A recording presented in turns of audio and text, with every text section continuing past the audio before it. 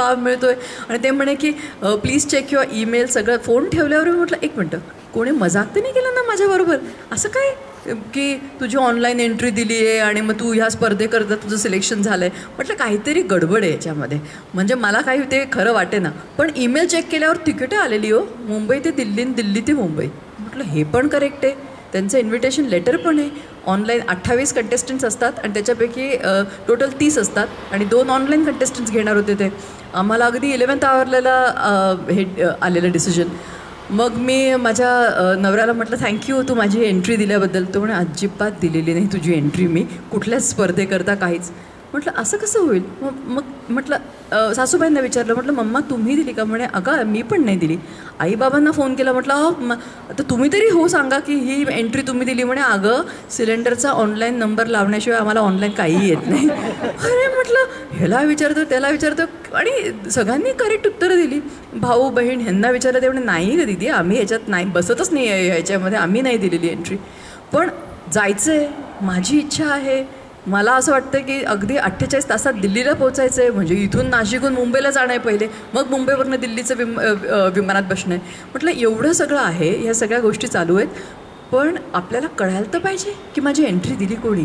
खोलात शिरल्यावर मला कळालं माझी एंट्री मिसेस इंडिया 2015च्या स्पर्धेकरता माझ्या हॉस्पिटलच्या नर्सने दिली होती.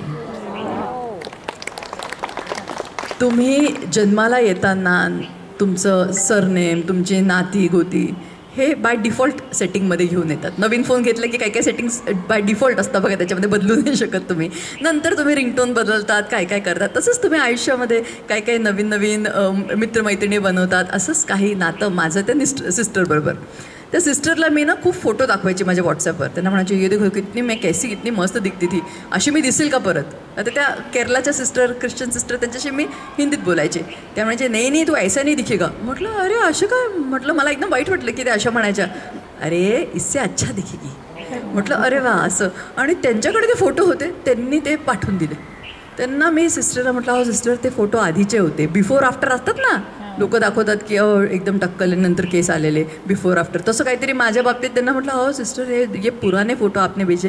काय नाही म्हणे तू जा बघ तर खरी, काहीतरी तर काही असेल तुझ्या नशिबात. तर मी गेले तिथल्या बाकीच्या गोष्टी सगळ्या स्पर्धकांचे मी बघितले सगळं. त्या एकदम 6 महिन्यापासून तयारी करत होत्या. स्पर्धक एकदम टिपटॉप होते सगळं काही. माझा कुठे काही थारा लागणार नव्हता. पण मी तिथे गेले, आनंद होता की 2 दिवस जरा 2-4 दिवस त्या सगळ्यांमध्ये राहिले. सगळं छान कार्यक्रम झाला आणि सगळे मोठे मोठे ते मुकुट बिकुट सगळ्यांचे अनाऊन्स झाले, सगळं काही झालं. आणि त्यांनी अनाऊन्स केलं एक सबटायटल मिसेस इंडिया फोटोजेनिक आणि माझं नाव अनाऊन्स केलं.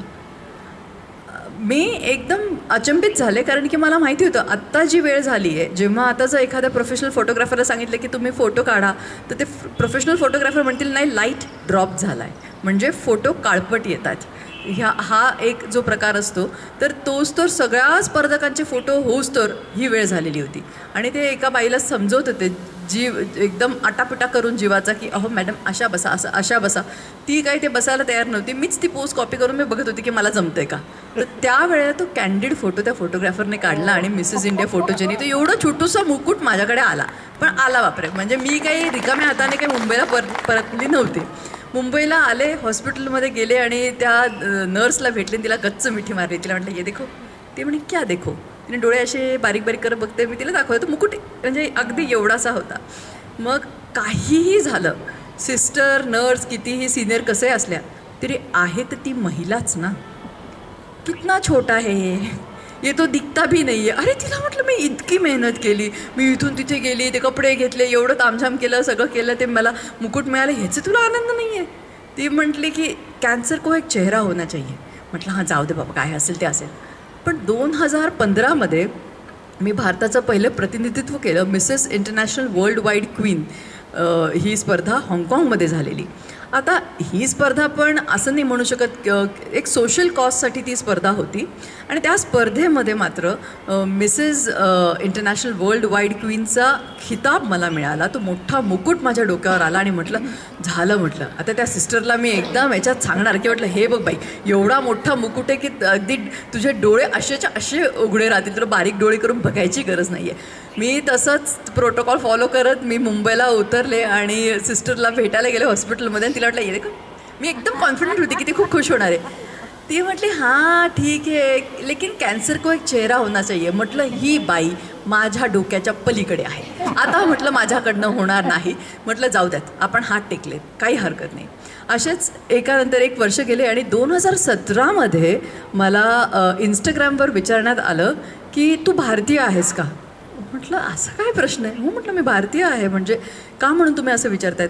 म्हणे तू कुठल्याही नाटकात काम करत नाही, तू अभिनेत्री नाही, कुठल्याही सिरियलमध्ये काम करत नाही, कुठल्याही पिक्चरमध्ये काम केलेलं नाही आहे, तरी तुझे इतके सगळे जेवढे पण आहेत 2-5 हजार माझे फॉलोअर्स ते सगळे ऑर्गॅनिक फॉलोअर्स आहेत. ऑर्गॅनिक म्हणजे ज्याला विकत घेतलेलं नसतं.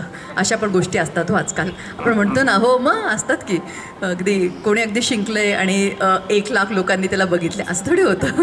पण अशा गोष्टींपेक्षा आम्ही दूर असणारे व्यक्ती. तर त्यांनी सांगितलं की म्हणून आम्हाला कुतूहल होतं की कॅन्सरवर तुम्ही लिखाण करतात, कार्यक्रमांना जातात, त्याच्याबद्दल बोलतात. तुमच्याकडे तुमच्या देशामध्ये म्हणे असं लपून ठेवतात, आजार लपून ठेवतात असं ऐकण्यात आलं होतं.